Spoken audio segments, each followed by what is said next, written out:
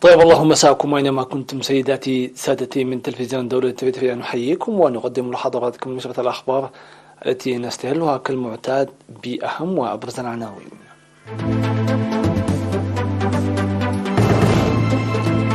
دائرة الإقليم الأوسط تقيم أنشطتها.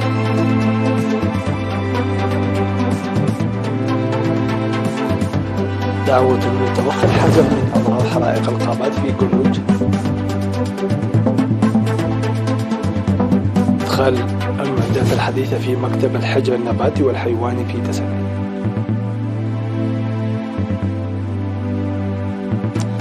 مالي تفرج عن 49 جنديا من ساحل العاج.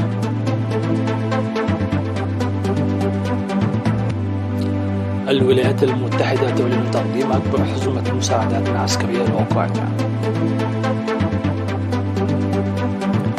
والمكسيك تعلن مقتل 29 شخصا خلال اعتقال لجل تاجر المخدرات. قيمت إدارة الإقليم الأوسط أنشطتها لعام 2022 في اجتماع عقدته يومي 4 و5 من يناير، ووضعت خطة عمل عام 2023. وأشار المدير العام لإدارة الإقليم السيد زريد تولد برهان إلى تحديات كورونا وإجراءات مكافحتها على الأنشطة والتقييم في السنتين الماضيتين. وأفاد التقرير المقدم في الاجتماع عن تنفيذ أعمال متابعة مشاريع الإنشاءات وصيانة الطرق وأعمال المسح والتخطيط والحفاظ على مشروع تراث أسمرة وتحسين البنية التحتية والمباني. وذكر التقرير القيام بأنشطة تطوير المناطق الخضراء ورفع إنتاجية المرأة ومكافحة العادات الضارة وصيانة وإرساء مراكز تنقية المياه والطاقة الكهربائية ومد شبكة المعلومات وتقوية العملية التعليمية. وأوصل الاجتماع للاهتمام بنواقص المؤسسات الصحية وحل النقص في مواصلات المناطق الريفية والدفع بأنشطة النظافة البيئية المجتمعية. وأوضح حاكم الإقليم الأوسط السيد فسح هيلي في ختام الاجتماع ازدياد البرامج التنموية المنفذة بنسبة 77% مقارنة مع عام 2021، داعيا الاهتمام في عام 2023 لرفع إيرادات الإقليم والدفع بالتشجيع.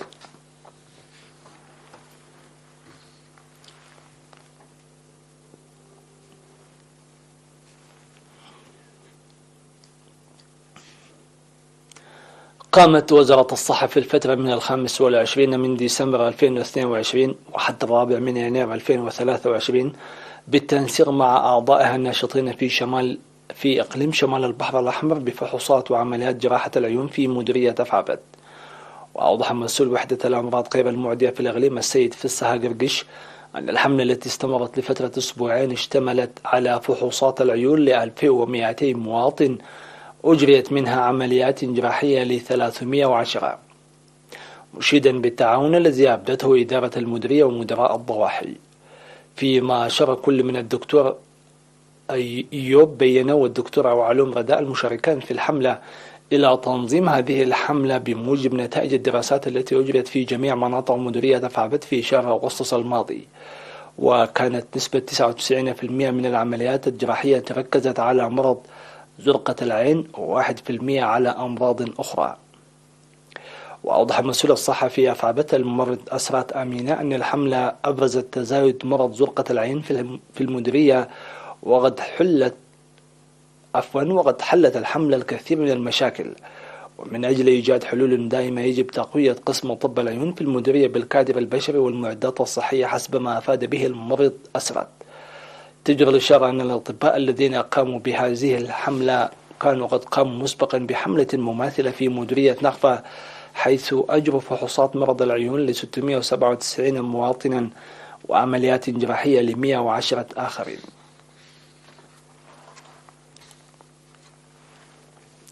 بدأ مكتب الحجر النباتي والحيواني في مديرية تسني بدء الخدمات الجيدة بإدخال معدات المختبرات الحديثة. وأوضح مسؤول المكتب السيد زر السنايد سقاي أن العينات كانت ترسل في السابق إلى أسمرة لتحليلها مختبريا لعدم وجود المختبرات في تسني، ويؤثر ذلك تأخيرا في عملهم. وقد أدخلت وزارة الزراعة المعدات الحديثة لتقديم خدمات سريعة وجيدة. وقال أن المعدات تشمل مختبرات جودة البذور وأمراض الحيوان والنبات والتعرف على الآفات وتوظيف خبراء مشغلي المعدات. وذكر أن مراقبة الموارد والصادر من المنتجات الزراعية من مسؤولية المكتب، ويكون لمعدات المختبرات دور هام للتحقق وضبط المنتجات الزراعية والأدوية والمبيدات الحشرية التي تدخل البلاد عبر بوابات حجر 14 وجرامايكا وأديبرا. وأشار خبير مراقبة الثروة النباتية في المكتب السيد تخلة كدانة إلى المساهمة الكبيرة للمعدات الحديثة في أنشطتهم. ودعا مسؤول مكتب الحجر النباتي والحيواني في مديرية تسنية المزارعين الإبلاغ السريع في حال ظهور أمراض حيوانية ونباتية لأضرارها الجسيمة في الإنتاج.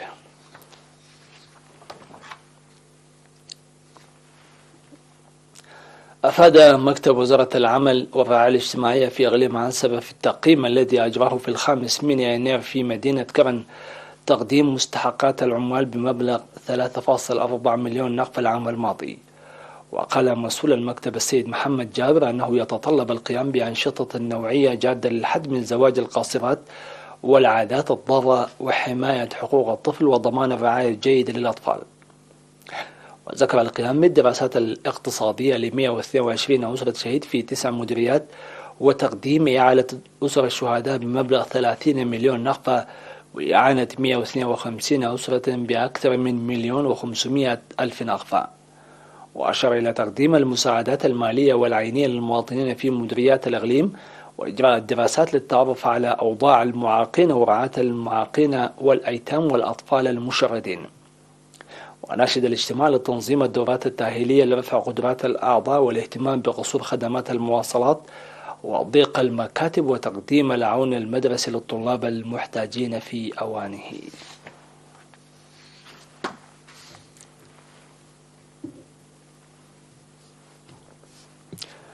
السادة والسيدات الأفاضل، مثل ما نوافيكم بالأنباء العالمية.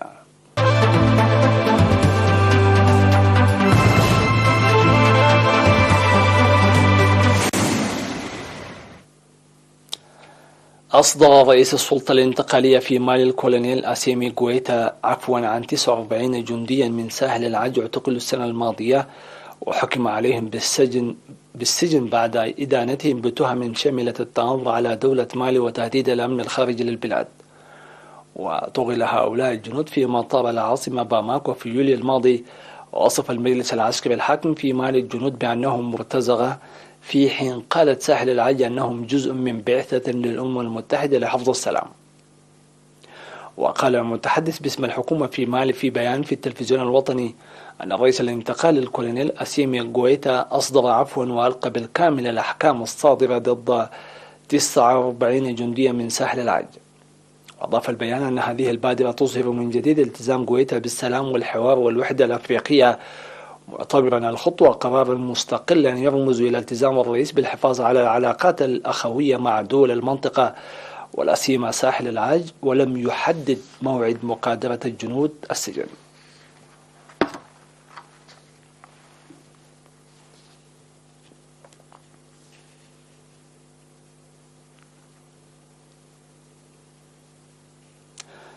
قال وزير الخارجية الأمريكي أنتوني بلينكن أن الولايات المتحدة ستقدم مساعدات عسكرية تزيد على 3.75 مليار دولار لأوكرانيا ودولا مجاورة متضررة منذ بدء الحرب في أوكرانيا. وأكد بلينكن في بيان أن واشنطن ستزود أوكرانيا بمركبات برادلي ومدافع هاوتسر ذاتية الدفع وناقلات جنود مدرعة وصواريخ أرض جو وذخيرة ومواد دفاعية أخرى لدعم كييف. من جانبها قالت كارين جان بيير المتحدثة باسم البيت الأبيض أن حزمة المساعدات العسكرية المقدمة ستبلغ 2.8 مليار دولار، وهي الحصة الأكبر من المساعدات التي تملك الرئاسة الأمريكية السلطة لسحبها دون الحاجة لموافقة الكونغرس. وتعهدت الولايات المتحدة وألمانيا بإرسال أنظمة الصواريخ باتريوت لصد هجمات الصواريخ والطائرات المسيرة الروسية.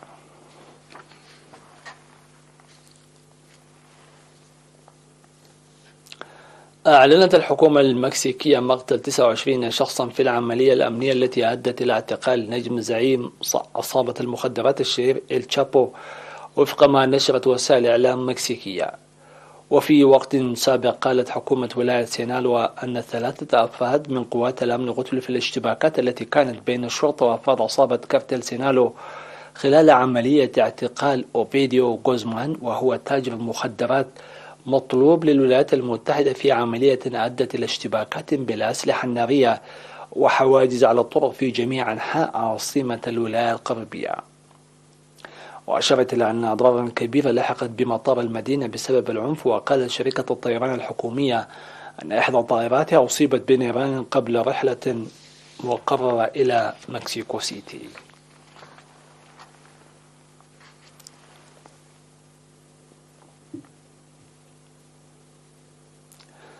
بدأ بركان كلاويا في هاواي بالثوران داخل فوهته العليا حسب ما ذكرت هيئة المسح الجيولوجي الأمريكية، وذلك بعد أقل من شهر من توقف البركان وجره الأكبر مونالوا عن إطلاق الحمم البركانية. وقالت الهيئة أن مرصد بركان هاواي اكتشف توهجا في صور كاميرا الويب تشير إلى أن كلاويا بدأ في الثوران داخل فوهته في قمة البركان، ويأتي هذا بعد أسابيع من تنشيط الحرس الوطني بهاواي في بداية ديسمبر من العام الماضي بعد تدفق الحمم من أكبر بركان نشط في العالم.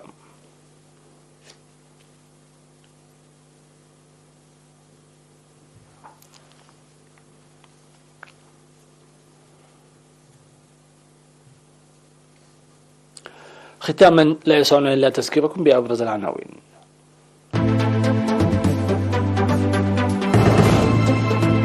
إدارة الإقليم الأوسط تقيم أنشطتها.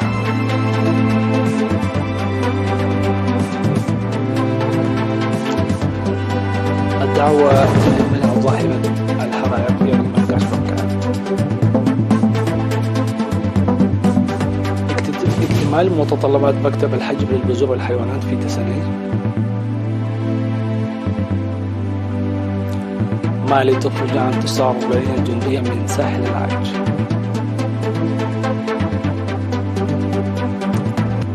الولايات المتحدة تعلن تقديم أكبر حجم من المساعدات العسكرية لأوكرانيا. المكسيك تعلن مقتل 29 شخصا خلال اعتقال رجل تاجر مخدرات. هكذا وصلنا إلى الختام، في أمان الله وحفظه.